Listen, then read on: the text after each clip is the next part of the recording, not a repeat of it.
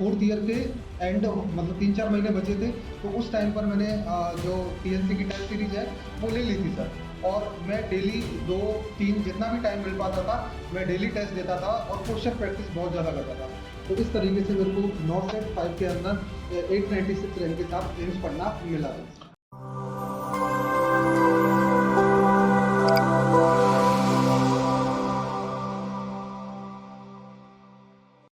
नमस्कार, एक बार फिर से आप सभी साथियों का हार्दिक स्वागत अभिनंदन टीएनसी के इस ऑनलाइन प्लेटफॉर्म में माई सेल्फ बोजा फलाया assistant nursing student AIIMS Patna एक बार फिर से सभी साथियों का हार्दिक स्वागत और अभिनंदन करता हूं। आज आपसे मिलान कराने वाले हैं नर्सिंग के कपिल शर्मा से, जिन्होंने बहुत ही जबरदस्त रैंक को हासिल किया है और एक बहुत ही शानदार ऑल इंडिया रैंक 6 के साथ यूपी यूएमएस में सिलेक्शन दिया है। और साथ ही साथ में बात करूं तो नॉर्थ सेट के बादशाह, जितने भी नॉर्थ सेट इन्होंने सफलता ली है बहुत ही जबरदस्त रैंक के साथ लिए। आज इनसे बहुत सारी सब चीजें जानने वाले हैं। तो सबसे पहले तो बहुत बहुत बधाई और शुभकामनाएं। बहुत बहुत धन्यवाद सर आपका।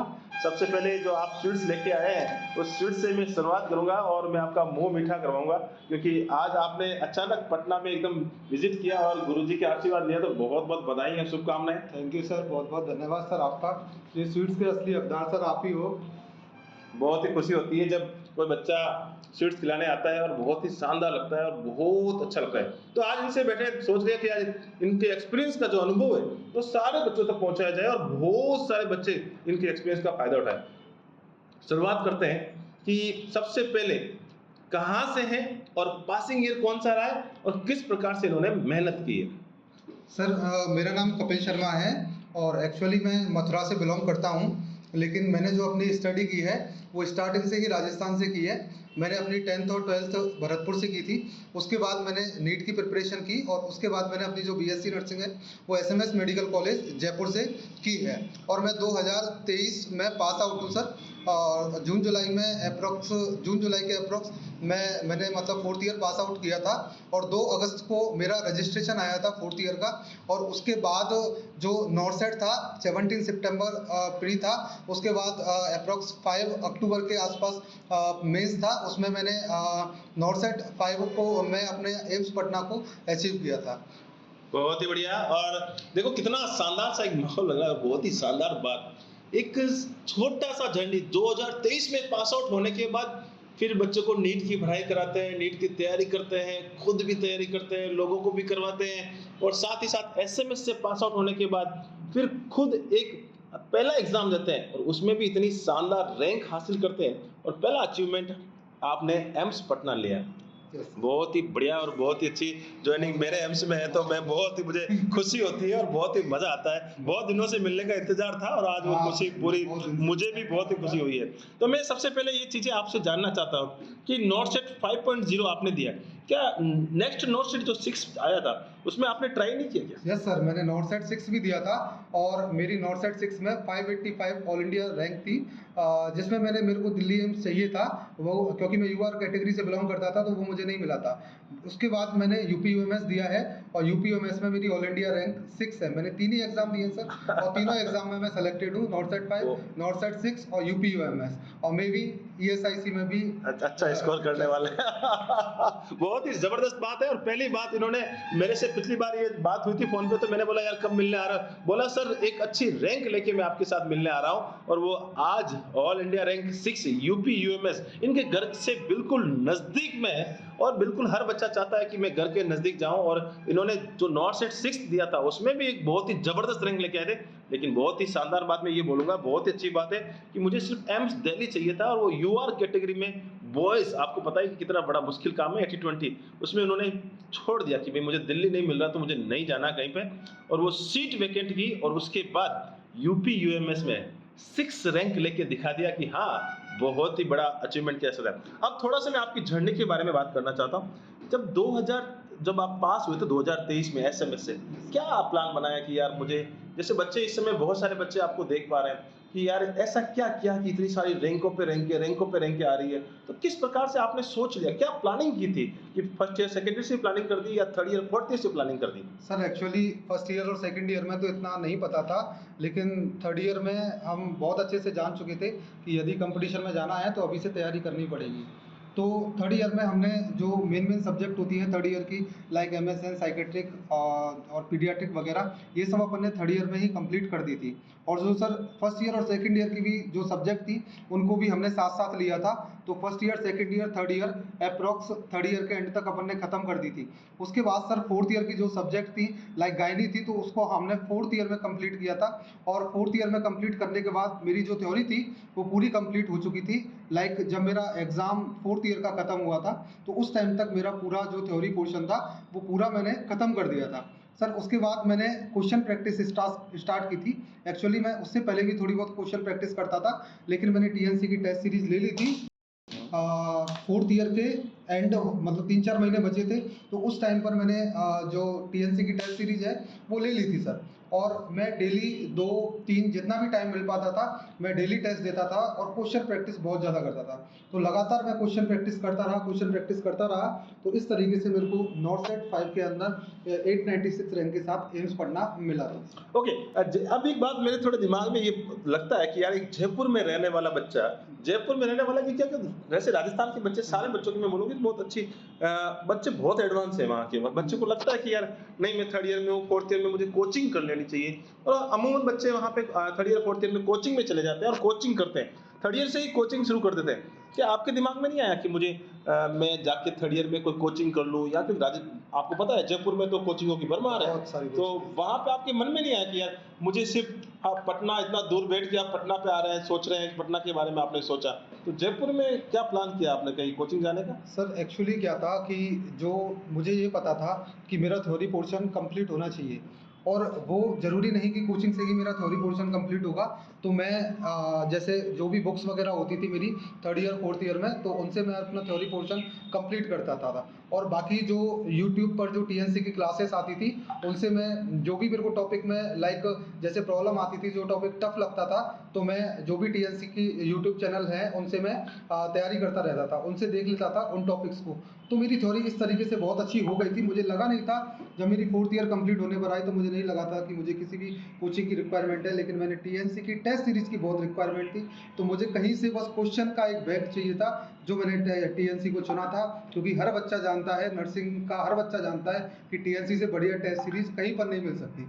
तो मैंने TNC की टेस्ट सीरीज को चुना था और उसी से मैंने लगातार मेहनत की थी। और मेरी जो सफलता का जो श्रेय जाता है वो सर को और TNC की जो टीम है और TNC की जो टेस्ट सीरीज है उसको जाता है। थैंक यू सो मच, आपने टीएनसी को चुना और टीएनसी के साथ लगातार रैंक निकाली। मैंने पहले ही बोल रखा है कि टीएनसी सिलेक्शंस नहीं और रैंकर्स बनाती है, और वो बिल्कुल आज कपिल शर्मा ने बिल्कुल प्रॉफिट करके दिखाया और आज साबित करके दिखाया। अब बिल्कुल जो कपिल शर्मा आप सोचते हैं कि हाँ एक नाम है, वैसा ही इन्होंने भी अपना एक नाम करके दिखाया। बहुत बहुत बधाई और शुभकामनाएं इनको और पूरे इनके पूरे परिवार को। अब थोड़ा सा मैं ये जान लेता हूँ कि यार थोड़ा सा ये रहता है ना कि मैं पढ़ाई तो कर रहा हूँ, बहुत सारे बच्चों के मेरे पास मैसेजेस आते हैं कि सर मेरा जो टेस्ट है, क्योंकि आपका अनुभव बहुत ही जबरदस्त है, 3-3 एग्जाम का अनुभव है, तो बच्चों के क्वेश्चंस गलत हो जाते हैं। बच्चे सोचते हैं कि यार पेपर इस प्रकार से आ रहा है, गलतियां हो रही है, तो उसको सुधारने के लिए आप क्या करते थे? आपसे भी गलतियां हुई होगी, तो उसको सुधारने का क्या आपके पास स्ट्रेटजी थी? सर देखिए, जब स्टार्टिंग में टेस्ट देना स्टार्ट किया था तो उस टाइम पर रैंक नहीं आती थी। उस टाइम पर कई हज़ारों में रैंक आती थी। तो उस टाइम पर मैं कई बार ऐसे मतलब टेंशन होने लग जाती थी कि किस तरीके से क्या गलती हो रही है, क्या गलती नहीं हो रही। लेकिन एक बात बहुत सही है, practice makes mans perfect. Good, तो मैंने बिल्कुल उसी तरीके से काम किया। मैं प्रैक्टिस करता गया और कहाँ मेरी मतलब गलतियाँ हो रही थी। लाइक मैंने कोई टेस्ट पेपर दिया, उसमें मेरे को पता है कि ये क्वेश्चन गलत हुआ है, तो उसको समराइज़ करके कि उसमें क्या पॉइंट गलत है, उसको एक पेपर पर लिखा। तो ऐसे 10-20 क्वेश्चन जितने भी गलत हुए उनको एक पेपर पर लिखा। फिर मैंने उसी दिन उस पेपर को 3-4 बार पढ़ा और फाड़ करके फिर फेंक दिया। उसको मतलब मैं नोट्स बनाता तो बहुत ज़्यादा हो जाते, तो मुझे नोट्स नहीं चाहिए थे। मुझे उसी दिन वो पेपर पूरा कंप्लीट करना था, तो मैंने उसी दिन उसको पूरा मतलब पढ़ करके पूरा समराइज़ करके मैंने दोबारा के लिए नहीं रखा, क्योंकि मेरे को नोट्स का भंडार नहीं चाहिए था। मुझे बहुत कम टाइम में कम चीज़ें मतलब ज़्यादा चीज़ें पढ़नी थी। इसीलिए इस तरीके से मैं करता गया तो मेरी रैंक अपने आप इम्प्रूव होती चली गई। और कभी-कभी जैसे होता है ना कि आपने बहुत सारी कॉम्पिटिटिव की बुक्स भी पढ़ी होगी, बहुत सारी चीज़ें जैसे आजकल के ज़माने में आजकल का नॉर्मल भी बुक है, एनक्लेक्स की बुक भी है, बहुत सारी बुक्स बाज़ार के अंदर अवेलेबल है। नहीं लगता था कि यार ये टीएनसी वाले कहाँ से क्वेश्चन बना के लेके आ ये जाते तो सर बिल्कुल सर ऐसा कई बार हुआ था कि पता नहीं ये क्वेश्चन इतनी सारी मैंने सर एनक्लेक्स की मौज भी कर ली थी, सौंदर्स कर ली थी। जब मैं नॉर्थ साइड 6 में था, नॉर्थ साइड 5 में तो फ्री मैंने कम बुक्स करी थी। नॉर्थ साइड 6 में तो सर कोई भी बुक नहीं छोड़ी, मैंने नहीं करी। लेकिन जब मैं टीएनसी का टेस्ट देता था तो फिर भी क्वेश्चन गलत होते थे, तो फिर ये लगता था पता नहीं कहाँ से देते टीएनसी वाले। ओके, फिर गुस्सा नहीं आता था कि यार ये टीएनसी वाले कहाँ से पता नहीं ये टीएनसी वाले कहाँ से क्वेश्चन बना देते हैं। कहाँ से बना लेते हैं फिर, लेकिन उनका बहुत फायदा मिला सर, बहुत ज्यादा फायदा मिला था उस चीज का। और आज वो गुस्सा जो है वो एक खुशी में एहसान में बदल गया कि सर का बहुत बड़ा एहसान है। ओके, बहुत ही बढ़िया। ये आपकी मेहनत है और ये आपका मेहनत का नतीजा जो होता है वो सामने आता है। और मेहनत, जब हम शुरुआत में मैथ स्टार्ट करते हैं तो हमें बहुत सारी डिफिकल्टीज लगती है, टास्क लगता है कि यार ये क्वेश्चन इतना बड़ा हार्ड है, इतना मैं कैसे कर पाऊंगा। पीछे तक रैंक आती है, धीरे धीरे जब हम लोग करते हैं तो ये सारी चीजें अच्छे से होने लगती है। अब मैं थोड़ा सा ये भी जान लेता हूँ कि कितनी बुक्स जो आपकी इस जर्नी में रही है, जो होती है कॉम्पिटेटिव की, बच्चे जानना चाहते हैं कि सर कौन कौन सी बुक्स आपके साथ चली है। सर देखिए, मैंने जो नोट्स बनाए थे वो मेरा कोई फिक्स नहीं था, मतलब जहाँ से मेरे को अच्छा कंटेंट मिला, जिस बुक से अच्छा कंटेंट मिला था उस बुक से मैंने नोट्स बना लिए थे। तो मेरे जो बेसिक नोट्स थे वो प्रिपेयर हो गए थे, और वही मैंने 1-2 साल तक, जब तक मैंने तैयारी की है अब तक, उन्हीं को पढ़ता हूँ अभी भी। तो वो जो नोट्स थे, बेसिक नोट्स तो मेरे वो थे। उसके अलावा मैंने बेसिक जो है, जो पीआर यादव है उसको सर सेलेक्ट किया था मैंने पीआर यादव और टारगेट हाई में से एक पीआर यादव को चूज़ किया था, और उस बुक को मैंने कई बार किया था। उसके अलावा जो एनक्लेक्स के लिए मैंने जो बुक ली थी वो ली थी सर मौसवी के बाद नॉर्थ साइड 5 में मैंने ये 2 ही बुक ली थी। फिर मैंने नॉर्थ साइड 6 के अंदर सौंदर्स भी सर ऐड कर दी थी, और जो एनक्लेक्स की आरएम थी जिससे नॉर्थ साइड 5 में सेम टू सेम क्वेश्चन आए थे वो मैंने सर पूरी की थी। तो 3 जो है एनक्लेक्स की थी और एक पीआर यादव बेसिक की थी, इसके अलावा कोई बुक नहीं है। ओके, लास्ट में मेरा एक सवाल है और बहुत ही जबरदस्त सवाल बच्चों के लिए पूछना चाहता हूँ। बच्चे इसमें मैं सजेशंस मांग रहे हैं कि यार ये जो कपिल शर्मा ने जो इतना बड़ा शो करके दिखाया कि यार एकदम मैं 3 एग्जामों में टॉप रैंक, और यूपीएमएस में तो रिकॉर्ड ही तोड़ दिया 6 ऑल इंडिया 6 रैंक के साथ। तो ये सब बच्चे जानना चाहते हैं कि यार एक ऐसा टिप्स, ऐसा एक राज हमें दे दीजिए जिससे हम भी, बच्चे बहुत सारे बच्चे ऐसे सोच रहे हैं कि हम भी इनकी बराबर एक रैंक लेके आए और एम्स को अचीव कर पाए। तो क्या राज है वो? सर देखिए, सफलता का कोई शॉर्टकट नहीं होता है, लेकिन ये ज़रूर है कि प्रैक्टिस, जो एमसीक्यू की जो प्रैक्टिस है ना, वो सर उसने मेरे लिए बहुत ज़्यादा हेल्प की है। थ्योरी से इतनी सारी चीज़ें नहीं हो पाती हैं। कितनी भी बार मैं थ्योरी पढ़ लूँ, कोई भी बच्चा पढ़ ले, लेकिन सारी चीज़ें कवर नहीं होंगी। जब तक बच्चा एमसीक्यू नहीं करेगा तब तक सर सारी चीज़ें नहीं होती। तो मेरा तो सर एमसीक्यू जितने क्वेश्चन, जहाँ से मेरे को जितने क्वेश्चन मिलते थे मैं सारे क्वेश्चन करता था।